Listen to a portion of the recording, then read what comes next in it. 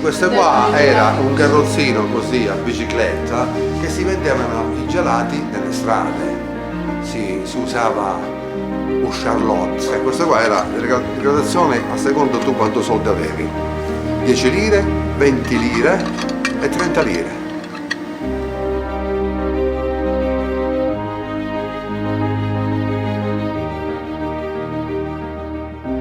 Papà mi teneva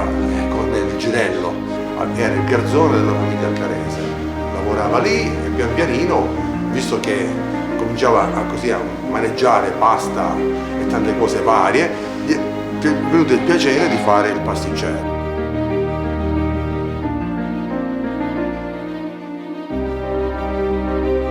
Quando io ancora frequentavo le elementari, venivo qua, finivo